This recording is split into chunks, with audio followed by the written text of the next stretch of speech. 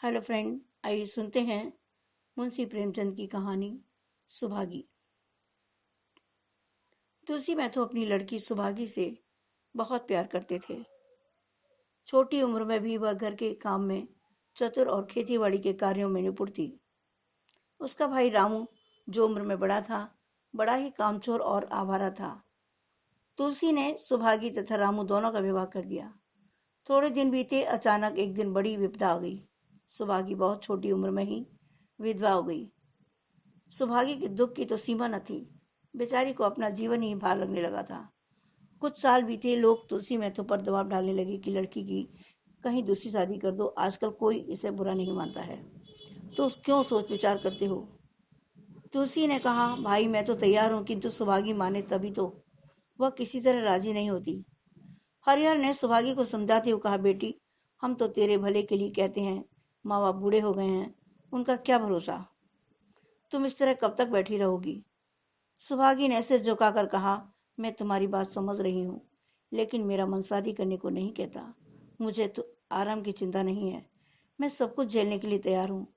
जो काम तुम कहो वह सिर आंखों के बल करूंगी, मगर शादी करने को मुझे ना कहो। उजड रामू बोला, तुम अगर सोचती हो कि भैया कमाएंगे और मैं बैठी मौज करूंगी, तो इस भरोसे ना रहना।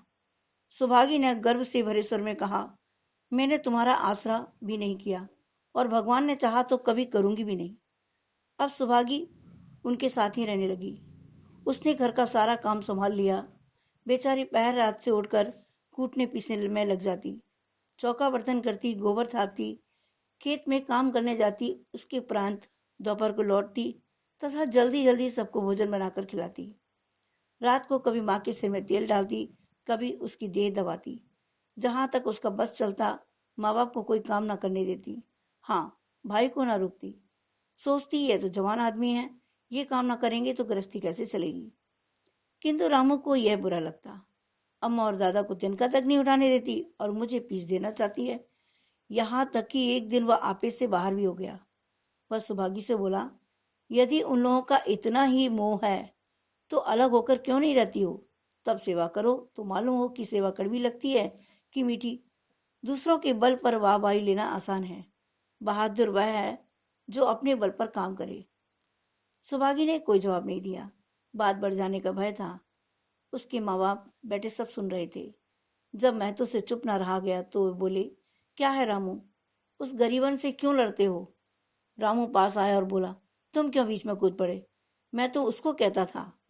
तुलसी महतो ने कहा, जब तक मैं जीता हूं तुम उसे कुछ नहीं कह सकते। मेरे पीछे जो मन में आए करना।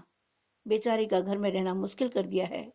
रामू बोला, आपको बेटी बहुत प्यारी है तो उसे गले बांध कर रखिए, मुझसे तो नहीं रुका जाता। तुलसी महतो ने कहा, अच्छी बात है, अगर तुम्हारी यही मर्जी है तो यही होगा। मैं कल गांव के लोगों को बुलाकर बंटवारा कर दूंगा। तुम चाहे अलग हो जाओ, सुभागी अलग नहीं होगी। रात को तुलसी महतो लेटे तो पुरानी बात याद आई। जब रामू के जन्मोत्सव में उन्होंने रुपए कर्ज पर लेकर जलसा किया था, और सुभागी पैदा हुई तो घर में रुपए होते हुए भी एक कौड़ी ना खर्च की। पुत्र को रत्न समझा था, पुत्री को पूर्व जन्म के पापों का दंड। पर वह रत्न कितना कठोर निकला और यह दंड कितना मंगलमय। अगले दिन महतो ने गांव के लोगों को इकट्ठा करके कहा, पंचो, अब रामू का और मेरा एक घर में निर्वाह नहीं होता। मैं चाहता हूं तुम लोग इंसाफ से जो कुछ मुझे दे दो, वह लेकर मैं अलग हो जाऊं। रात दिन की किचकिच अच्छी नहीं। गांव के मुखिया बाबू सज्जन सिंह बड़े सज्जन व्यक्ति थे। उन्होंने रामू को बुलाया और पूछा, क्यों जी, तुम अपने बाप से अलग रहना चाहते हो। तुम्हें शर्म नहीं आती, माँ बाप से अलग किए देते हो। राम राम। रामू ने ठिठाई के साथ में कहा, जब एक साथ गुजारा ना हो तो अलग हो जाना ही अच्छा है। यह कहता हुआ रामू वहां से चला गया। तुलसी महतो ने कहा, देख लिया आप लोगों ने इसका मिजाज। भगवान ने बेटी को दुख दे दिया, नहीं तो खेती बाड़ी लेकर मुझे क्या करना था। जहां रहता वहीं कमाता खाता। भगवान ऐसा बेटा किसी बैरी को भी ना दे। लड़के से लड़की भली जो कुलवंती होए। सहसा सुभागी वहां आकर बोली, दादा, ऐसा बंटवारा मेरे ही कारण तो हो रहा है, मुझे क्यों नहीं अलग कर देते। तुलसी महतो बोले, बेटी, हम तुम्हें न छोड़ेंगे, चाहे संसार छूट जाए। गांव में जहां देखो सबके मुंह से सुभागी की प्रशंसा। लड़की नहीं देवी है, 2 मर्दों का काम अकेले करती है, उस पर माँ बाप की सेवा भी करती है।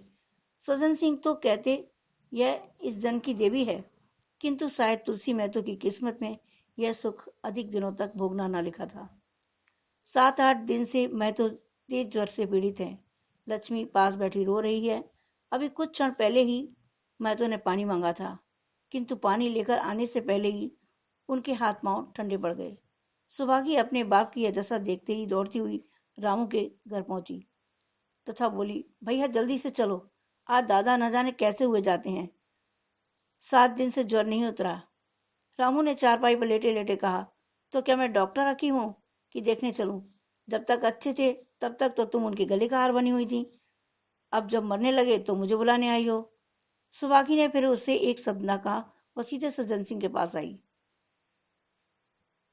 उधर सज्जन सिंह ने जैसे ही महतो की स्थिति की बात सुनी, तुरंत सुभागी के साथ भागे चले आए। वहां आकर देखा तो महतो की स्थिति और अधिक खराब हो चुकी थी। नाड़ी बहुत अधिक धीमी पड़ गई थी। वे तुरंत समझ गए कि महतो की जिंदगी के दिन पूरे हुए हैं। सजल नेत्र होकर बोले, अब कैसी तबीयत है? महतो जैसे नींद से जागकर बोले, बहुत अच्छी है भैया, अब तो दुनिया से पलायन करने का समय आ गया है। सुभागी के पिता अब तुम ही हो, उसे तुम्हें ही सौंपे जाता हूँ। सज्जन सिंह रोते हुए बोले, भैया मैं तो घबराओ मत, ईश्वर ने चाहा तो तुम अच्छे हो जाओगे। सुभागी को तो मैंने हमेशा अपनी बेटी माना है, जब तक इस तन में प्राण रहेंगे ऐसे ही मानता रहूंगा। तुम निश्चिंत रहो, कुछ और इच्छा हो तो वह भी बता दो। महतो ने विनीत नेत्रों से देखते हुए कहा, और नहीं कहूंगा भैया, भगवान तुम्हें सदा सुखी रखे।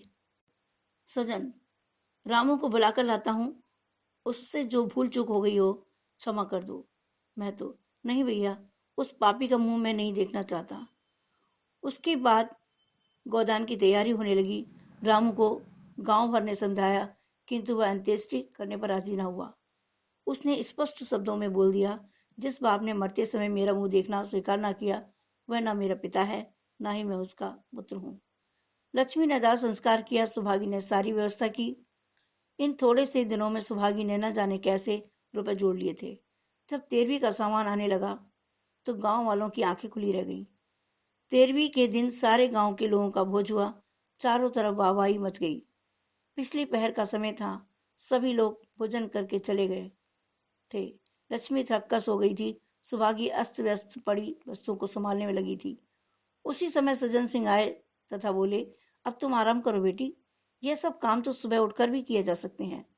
सुभागी बोली, अभी थकी नहीं हूं दादा, आपने जोड़ लिया कुल कितना खर्च हुआ है? सज्जन सिंह बोले, वह पूछकर क्या करोगी बेटी?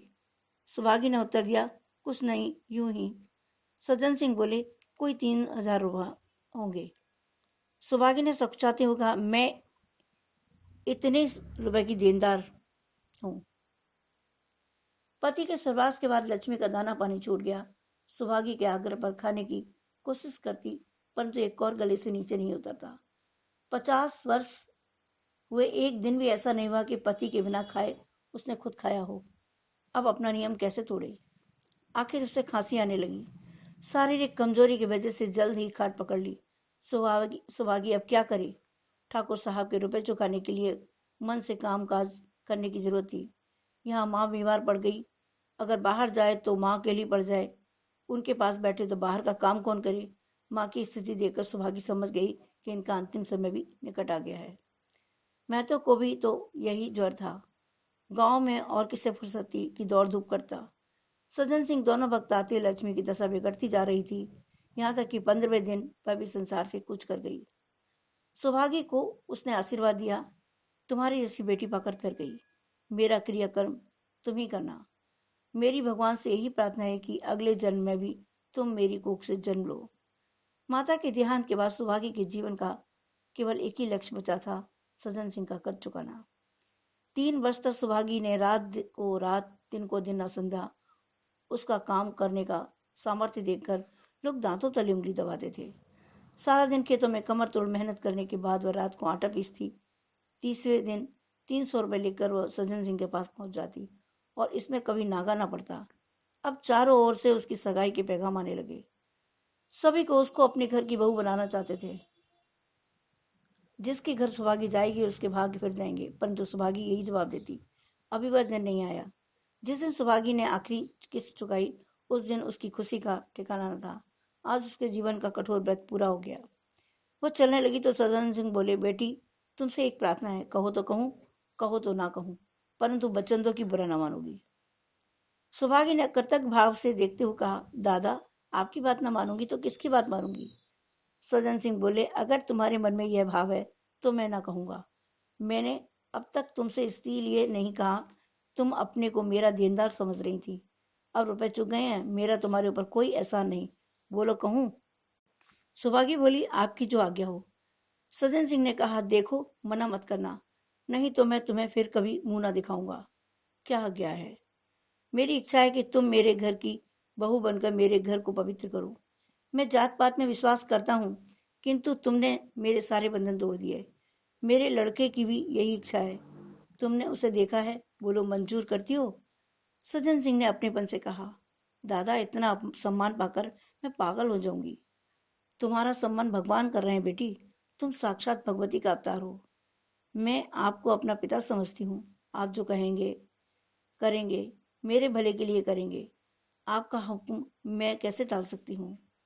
अब सज्जन सिंह ने उसके सिर पर हाथ रखकर आशीर्वाद दिया, बेटी तुम्हारा सुहाग अमर हो। तुमने मेरी बात रख ली, मुझसे भाग्यशाली संसार में और कौन होगा। तो यह थी कहानी। अगर आप ये कहानी सुन रहे हैं तो लाइक जरूर कीजिए, अपने दोस्तों में शेयर कीजिए और मेरे चैनल को सब्सक्राइब करना बिल्कुल मत भूलिए और कमेंट करके बताइए कि आपको कैसी लगी। Thank you.